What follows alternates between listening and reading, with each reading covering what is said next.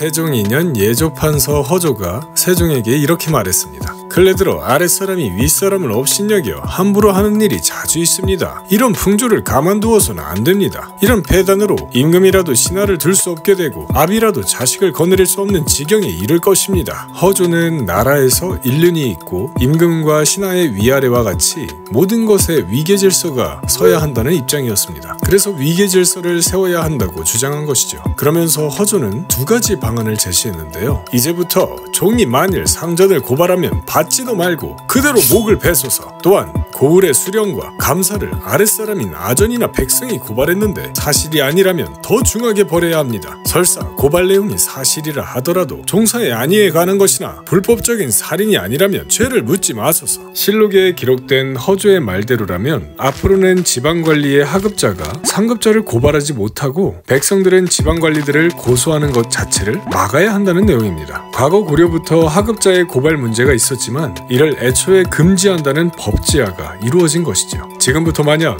부사, 서리의 무리가 자기의 소속된 관리인 품관을 고소하거나 아전이나 백성이 자기의 수령, 감사를 고소하는 자가 있더라도 종묘사직의 안위나 불법 살인에 관계된 일이 아니면 받지 않고 장 100대에 유 3000리의 형으로서 논죄하라. 이렇게 시행된 법이 금부민 고소법입니다. 이젠 하급 관리나 일반 백성이 지방의 수령들을 고발조차 못하게 된 것입니다. 조선 초기 각 지방의 수령들은 행정권과 사법권 그리고 군사력을 갖고 있었는데요. 이를 행사하다 보면 부패한 문제가 생기기 마련인데 불미스러운 일이 생겨도 수령들을 견제할 수 있는 방법이 없어져 버린 겁니다. 물론 세종도 이에 대한 우려가 있었습니다. 그래서 법을 제정하기 전부터 계속해서 이를 두고 조정 대신들과 논의하는데요. 내가 다시 참고해보고자 함은 이미 이루어진 법을 마음대로 함부로 고칠 수 없기 때문이다. 새로 고치는 것이 불가하니 만일 불황민이 탐관오리의 잘못을 고하여 하소연하지 못한다면 방자한 행동이 기탄이 없어서 그 해가 백성에게 미칠 것은 필연한 것입니다. 세종도 금부민고소법을 좋게 여겨 단번에 결정하고 감행한 것은 아니었습니다. 이 사안에 대한 양측의 의견이 극명하게 나뉘었고 이에 대한 허조의 입장이 너무나도 끈질기고 강경했습니다. 세종이 이를 받아들인 것도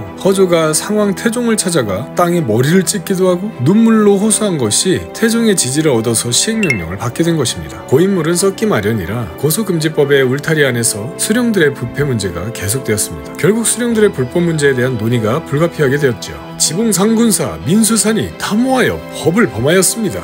내가 항상 수령 선발에 신중했지만 이런 무리들이 적지 않다. 혹 어사를 시켜 두루 돌아다녀오게 하고 혹은 내관을 보내 순찰하게 해서 수령들을 평가하고 백성들의 질고를 물어 이를 평가의 기준으로 삼았다. 하급자와 일반 백성들이 수령을 고발하지 못하게 한 것에 대안으로서 어사를 불시에 보내거나 내관에게 순찰을 보내는 식으로 대처했다는 건데요. 사실 이게 큰 도움이 되지 못했습니다. 세종도 계속되는 수령들의 문제에 신하들과 논의를 하게 되는데 수령으로서 법을 범한 자는 모두 사원부에서 발각했는데 감사는 한 사람도 수령의 죄를 말하는 사람이 없으니 어찌 된 일이냐. 감사는 한 지방을 통솔하는 책임이라 모두 그의 고을 사람이므로 각기 그 사정을 숨겨줍니다. 수령들이 먼저 그 소문을 듣고 감사가 살필 때 감춰주기 때문에 감사들이 알 수가 없습니다. 수령을 감시하는 감사조차도 같은 지방관이니 둘의 이해관계는 같았습니다. 그런 서로가 감시를 한다는 게 터무니없는 얘기였겠죠. 문제가 생기면 서로 연대 책임이었으니 서로가 서로의 죄를 숨겨주기에 바빴습니다. 감시자는 감시하지 않고 가장 문제를 잘 알고 있는 하급관리와 일반 백성들의 고발권은 막혀버렸으니 수령들의 탐욕은 극에 달했고 백성들은 낭떠러지로 몰리는 상황이 되어버린 것이죠. 결국 이를 견디다 못한 일반 백성 조원이라는 사람이 임금을 직접 비판해 의금부 옥에 갇히게 되었습니다. 지금 임금이 착하지 못하여서 이와 같은 수령을 임용했다.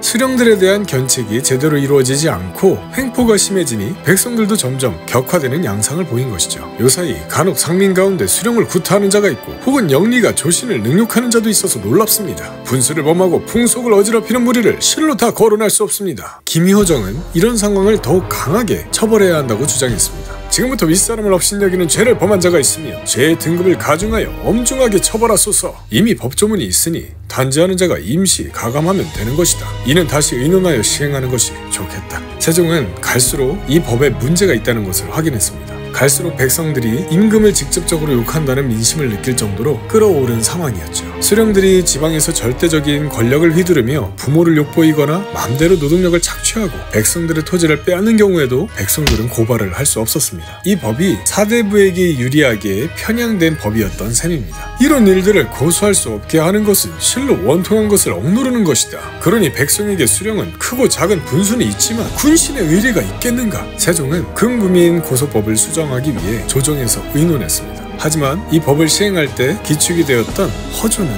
강하게 반대했는데요. 경의 말이 매우 옳으나 백성들이 억울한 처지에서도 고발하지 못하게 한다면 어찌하겠는가? 가령 수령이 백성의 것을 빼앗아도 그것이 가한 것인가? 민생이 어지러워 임금을 세워 다스리게 했는데 억울한 것을 호소하지 못하게 하면 나라를 다스리는데 해롭지 않겠는가? 고려가 유지된 것은 오로지 윗사람을 능멸하는 풍습을 끊었기 때문입니다. 부민과 수령의 관계는 절대 범해서는 안 됩니다. 이는 신하와 아들이 임금과 아비의 허물을 들추는 것과 같습니다. 허조는 무슨 일이 있어도 아랫사람이 윗사람을 논할 수는 없는 것이라며 지금처럼 조정감사를 보내 관리하면 되는 것이라고 주장했습니다. 이미 고소를 다 금지하고 관리를 보내 백성들에게 억울함을 말하라는 것이 모순이다. 게다가 일시의 법이다. 이는 육전에 실기도 부적합하고 법을 세우는 근거가 되지 못하니 장차 폐단을 어떻게 할 것인가? 이런 세종의 말에 허조는 대답을 하지 못했는데요. 비록 부민들의 고소를 금지했지만 억울한 것을 호소하는 것은 받고 잘못 판결한 것은 다른 관으로 보내 바로잡는 것은 이미 관례가 되었습니다.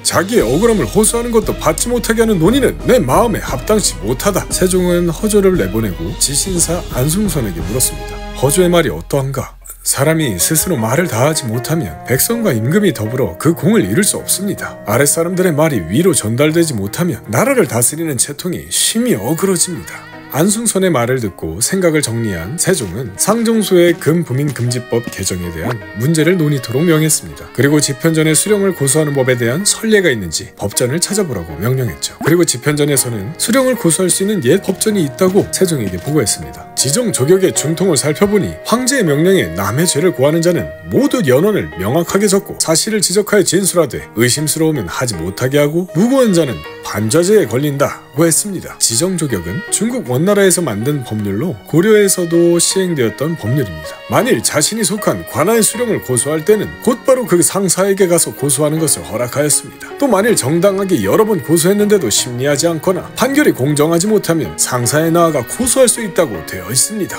그러면 예전에도 소속관을 고소하는 법이 있었구나. 어찌 위를 능멸함이 금하는 법령이 있다 하여 이에 구애되어 억울함을 호소하지 못하겠느냐. 지난번 허조가 말한 것은 시행하기에 적당하지 아니하다. 전하, 백성들로 하여금 스스로 말하여 풀 수 없게 한다면 그들이 억울하고 원통하여 아래에서 근심하며 탄식하온들 임금이 알지 못할 것입니다. 백성들이 고하지 못하도록 금하는 것은 정치를 하는 체제가 아니옵니다. 내 생각으로는 고발을 받아서 옳고 그름을 판단하여 억울함을 풀게 해줘야 한다. 잘못 판단한 수령도 처벌하지 않으면 명분도 지킬 수 있게 되어 완전하게 되고 폐해는 없을 것이다. 성상의 말씀이 지당합니다. 하지만 허조가 개정을 반대했습니다. 부민의 억울함을 호소하는 고소장을 받아주는 것은 귀하고 천한 것의 구분을 상실할까 두렵습니다. 고금 천하에 어찌 약소한 백성은 억울함도 말하지 못하게 해야 하는 이치가 있을 수 있겠는가? 경의 뜻은 좋지만 정사로서 실시하기에는 정당하지 않다. 그러고는 허조가 나가자 세종이 나지막히 안승선에게 말하는데요.